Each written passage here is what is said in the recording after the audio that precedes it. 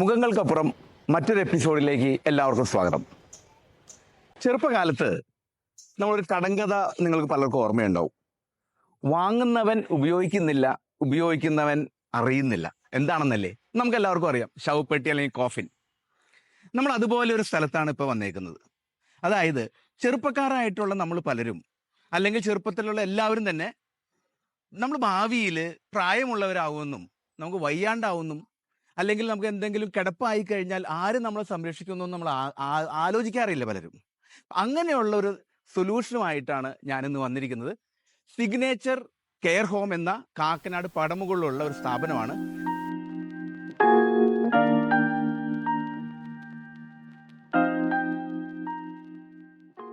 നമുക്കിതിൻ്റെ കാര്യങ്ങൾ എന്തൊക്കെയാണെന്ന് ഇതിൻ്റെ സാരഥിയോട് സംസാരിച്ച് മനസ്സിലാക്കാം. Joseph Alex. അതെ, ഈ ജോസഫ് അലക്സിനെ കേൾക്കുമ്പോൾ എനിക്ക് മമ്മൂട്ടിയുടെ കിങ്ങിലെ തേവള്ളിപ്പറമ്പിൽ ജോസഫ് അലക്സാണ് ഓർമ്മ വരിക. എവിടെ നിന്നായിരുന്നു തുടക്കം? എങ്ങനെയാണ് ഈ ഒരു മേഖലയിലേക്ക് എത്തിയത്? ഞാൻ ഒരു 18 കൊല്ലത്തോളം കോർപ്പറേറ്റ് മേഖലയിൽ ജോലി ചെയ്തു. ഓക്കെ. 2012 ജോലിയൊക്കെ മതിയായെന്ന് പറഞ്ഞു കഴിഞ്ഞാൽ കോർപ്പറേറ്റ് മേഖലയിൽ ജോലി ചെയ്യുമ്പോഴത്തേന് ഈ പ്രഷറും ടാർഗറ്റ്സും അങ്ങനെയുള്ളൊരു ജീവിതം മടുത്തു. അപ്പം എന്തെങ്കിലും വ്യത്യസ്തമായിട്ടൊക്കെ ഒന്ന് ചെയ്യണം എന്നുള്ള ആലോചിച്ചൊക്കെ ഇങ്ങനെ ഇരിക്കുന്ന സമയത്താണ് കൺസ്ട്രക്ഷൻ മേഖലയിലേക്ക് ഇറങ്ങിയത്. അത് ശരി.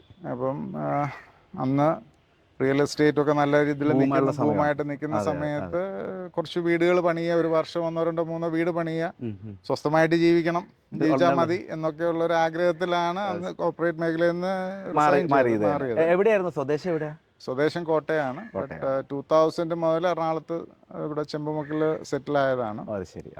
അപ്പോൾ ഞാൻ എൻ്റെ ഒരു കസിനും കൂടെയാണ് കൺസ്ട്രക്ഷൻ മേഖലയിലേക്ക് വന്നത്.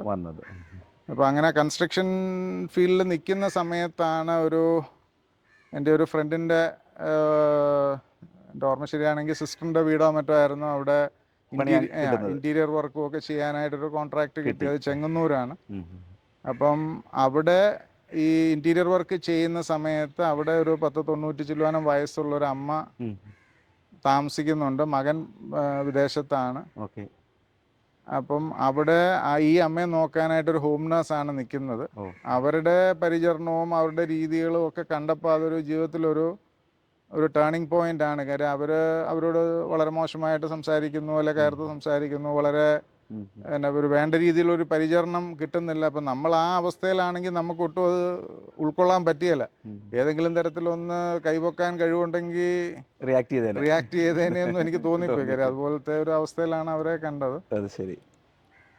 അപ്പം അതിനെക്കുറിച്ച് പിന്നെ കൂടുതൽ ചിന്തിക്കാൻ തുടങ്ങി. കാര്യം ഇതൊരു സോഷ്യൽ കോസ് ആണല്ലോ നാട്ടില്. ഞാൻ ഈ ജോലി ചെയ്യുമ്പം നമ്മൾ സെയിൽസിലായിരിക്കുമ്പം എപ്പോഴും ഒരാളുടെ പുറകെ ഓടി എങ്ങനെയെങ്കിലും ടാർഗറ്റ് കത്തിക്കുക, അല്ലെങ്കിൽ ഇത് കൺവേർട്ട് ചെയ്യുക, സെയിൽ കൺവേർട്ട് ചെയ്യുക, അവിടെയാണല്ലോ ഒരു സെയിൽസ്മാൻ്റെ മിടുക്കിരിക്കുന്നത്. അപ്പം അന്നേരം പോലെ മനസ്സിലുള്ളൊരു ആഗ്രഹമാണ് ആരെങ്കിലും ഇങ്ങോട്ട് വരുന്നൊരു സംവിധാനം നമ്മൾ കണ്ടുപിടിക്കണം. അതായത് നമ്മൾ ആളുടെ പുറകെ പോകരുത്, ആൾക്കാർ നമ്മളെ തേടി വരണം. അതിനെന്ത് ചെയ്യാൻ പറ്റുമെന്നൊക്കെ മനസ്സിലാലോചിക്കുമായിരുന്നു.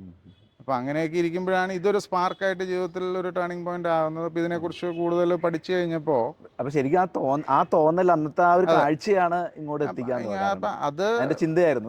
പിന്നെ എന്ത് ചെയ്യാൻ പറ്റും. അപ്പം കൺസ്ട്രക്ഷനിലുള്ളപ്പോൾ ഏറ്റവും എളുപ്പം ഒരു ഓൾഡ് ഏജ് ഹോം കെട്ടിപ്പൊക്കുക, അല്ലെങ്കിൽ റിട്ടയർമെന്റ് ഹോം പണിയുക എന്നുള്ളതാണ്.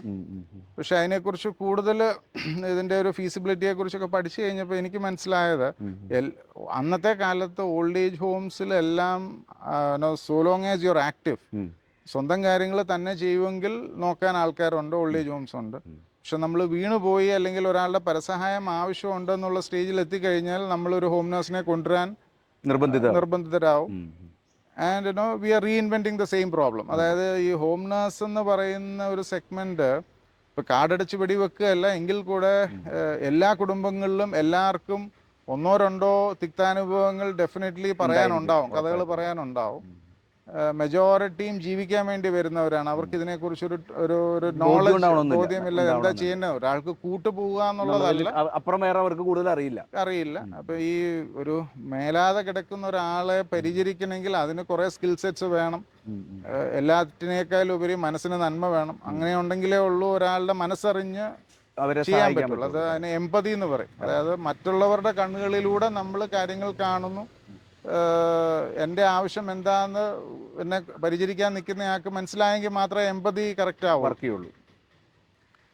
അപ്പം അങ്ങനെ ഇതിനെക്കുറിച്ച് പഠിച്ചു കഴിഞ്ഞപ്പോൾ ഞാൻ ഓർത്തു ഇതൊരു ഇൻസ്റ്റിറ്റ്യൂഷണലൈസ് കെയറിനെ കുറിച്ച് ചിന്തിച്ചുകൂടെ എന്നുള്ള ഇതിലായി. അപ്പം അങ്ങനെ പിന്നെ ഞാൻ അമേരിക്കയിലൊക്കെ പോയി ഇതിനെക്കുറിച്ച് കുറച്ച് പഠിക്കുകയൊക്കെ ചെയ്തു. പല കെയർ ഹോംസ് ഒക്കെ വിസിറ്റ് ചെയ്തു. അപ്പം അവിടെയൊക്കെ ഇത് സർവ്വസാധാരണമാണ്. പക്ഷേ അവിടെയും വ്യത്യാസമുണ്ട്. അവിടെയും ഇവിടെ നമുക്ക് റിട്ടയർമെൻറ്റ്, ആക്റ്റീവ് റിട്ടയർമെൻ്റ് ഉള്ള പോലെ തന്നെ അവിടെ ഒരു പ്രായം കഴിഞ്ഞാൽ കെയർ ഹോമിലേക്ക് പോകാമെന്നുള്ളത് അവിടുത്തെ ഒരു നോർമൽ സിസ്റ്റമാണ്.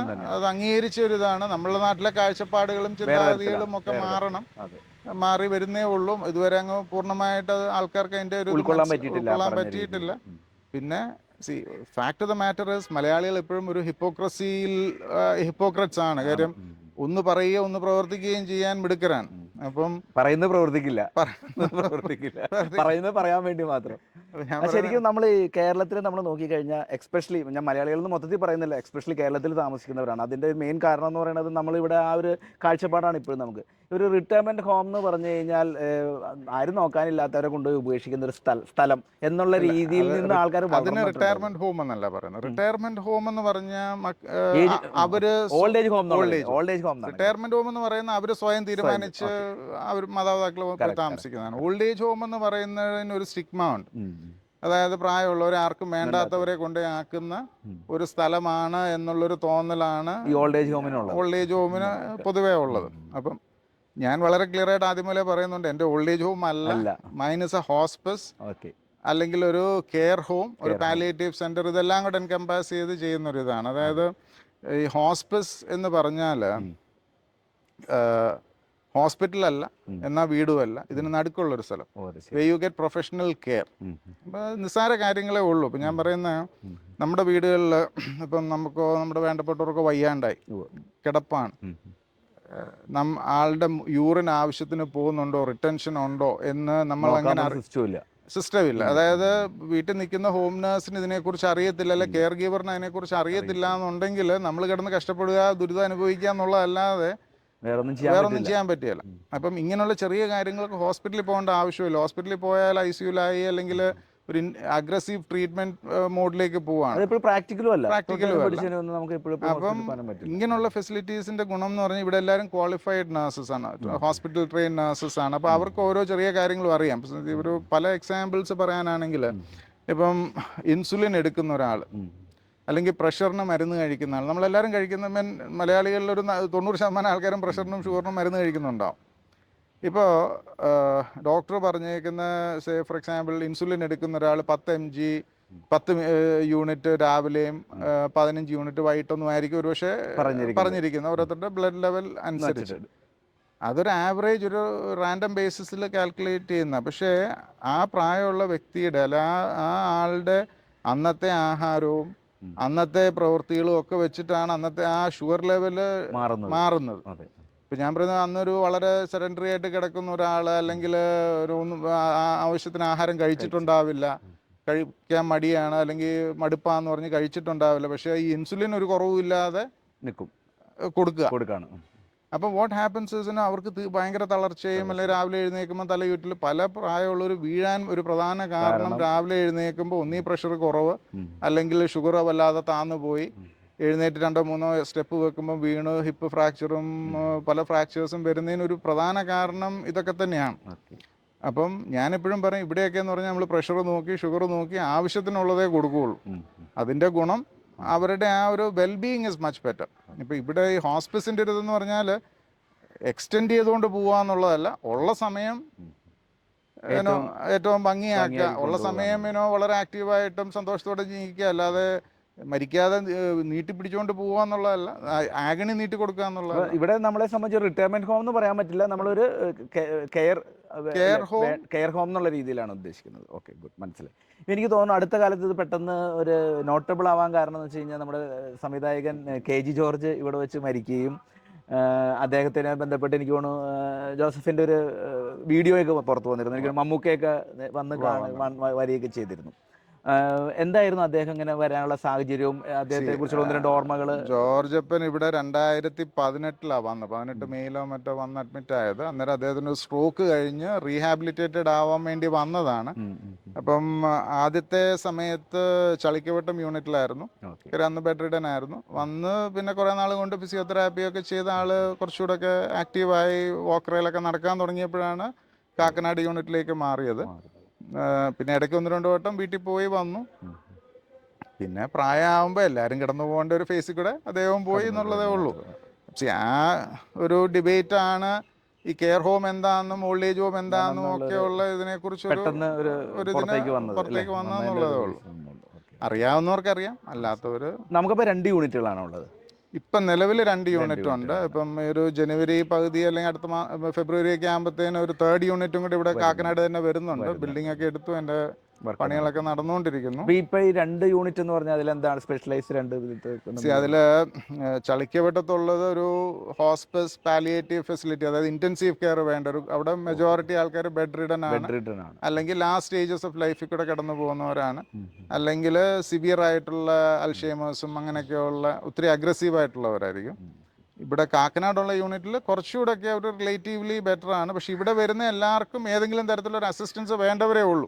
ആരും തന്നെ കാര്യങ്ങൾ ചെയ്യാൻ പറ്റുന്നവർ ഇവിടെ വരുന്നുണ്ട്, കാര്യം വരുന്നില്ല. പിന്നെ കുറച്ച് പേരൊക്കെ ഉള്ളതെന്ന് പറഞ്ഞു കഴിഞ്ഞാൽ ഈ ഇപ്പം ഒരു സർജറി കഴിഞ്ഞ് റീകൂപ്പറേറ്റ് ചെയ്യാൻ വരുന്നവരുണ്ട്. അപ്പം അവർക്കൊന്നും വേറെ പ്രശ്നങ്ങളില്ല. ആ സർജറി റിലേറ്റഡ് ആയിട്ടുള്ള ഒരു റെസ്റ്റും പീരീഡും ഫിസിയോതെറാപ്പിയൊക്കെ കഴിഞ്ഞാൽ അവർക്ക് പോവാം. അങ്ങനെ കുറച്ച് പേരുണ്ടാവും. ബട്ട് മെജോറിറ്റി എല്ലാവർക്കും തന്നെ കംപ്ലീറ്റ് അസിസ്റ്റൻസ് വേണ്ടവർ, അങ്ങനെയുള്ളവരെ നമ്മൾ എടുക്കുകയുള്ളൂ. അപ്പോൾ ഞാനിപ്പോൾ വേറെ കുറച്ച് റിട്ടയർമെൻറ്റ് ഹോംസും ഉണ്ടല്ലോ നമ്മുടെ ഇവിടെ പലയിടത്തും. പക്ഷേ ഈ റിട്ടയർമെൻറ്റ് ഹോംസുകൾ നമുക്ക് ഈ പറഞ്ഞ പോലെ അതിൻ്റെ പുറത്ത് നമ്മൾ ബെഡ് റിഡനൊക്കെ ആയാലും അങ്ങനെയുള്ള കാര്യങ്ങളും അവർ കണ്ടിന്യൂ ചെയ്ത് പോകുന്നുണ്ടോ? അതോ ഇത് ഞങ്ങൾ തുടങ്ങി ഇങ്ങനെയൊക്കെ ചെയ്യാൻ തുടങ്ങിയപ്പം മുതൽ പല റിട്ടയർമെൻറ്റ് ഹോംസും ഇപ്പം അവിടെ വരുന്ന റെസിഡൻസ് സിക്കായി കഴിഞ്ഞാൽ അവിടെ തന്നെ ടേക്ക് കെയർ ചെയ്ത് തുടങ്ങി. പക്ഷെ അവരൊന്നും ഒരു ഫുൾ എന്ന് പറഞ്ഞാൽ ഒരു എമർജൻസി ഒന്നും ഹാൻഡിൽ ചെയ്യാനൊന്നും പറ്റത്തില്ല. ഇപ്പം ഇവിടെ എന്നൊക്കെ പറഞ്ഞാൽ ഒരു സർജറി അല്ലെങ്കിൽ ICUലൊക്കെ കിടത്തേണ്ട പോലെ ഒരു സിറ്റുവേഷൻ അല്ലാതുള്ള ഒരുമാതിരിപ്പെട്ട മെഡിക്കൽ എമർജൻസീസ് എല്ലാം തന്നെ ഇവിടെ ഹാൻഡിൽ ചെയ്യാൻ പറ്റും. എന്ന് പറഞ്ഞു കഴിഞ്ഞാൽ ഇപ്പം സോഡിയം കുറഞ്ഞു, അതിന് മരുന്ന് കൊടുക്കുക, അല്ലെങ്കിൽ ട്രിപ്പ് ഇടുക, അങ്ങനെ കത്തീറ്റർ മാറ്റുക, റൈൽസ് ട്യൂബ് മാറ്റുക, പെഗ് ഫീഡ് ഇടുക, മാറ്റുക, ഇങ്ങനെയുള്ള അങ്ങനെ ഒരുമാതിരിപ്പെട്ട കാര്യങ്ങളെല്ലാം തന്നെ ഇവിടെ ചെയ്യാൻ പറ്റും. ഹോസ്പിറ്റലിൽ പോകാതെ തന്നെ എല്ലാം ഇവിടെ അറ്റൻഡ് ചെയ്യാൻ പറ്റും. കഴിയുന്നു ഹോസ്പിറ്റലിൽ വിടാതെ അവരെ ഇവിടെ തന്നെ ടേക്ക് കെയർ ചെയ്യുക എന്നുള്ളതാണ് നമ്മൾ ഉദ്ദേശിക്കുന്നത്. പിന്നെ നിവൃത്തിയില്ലാതെ വരുന്ന കേസുകളിൽ കൊണ്ടുപോകും.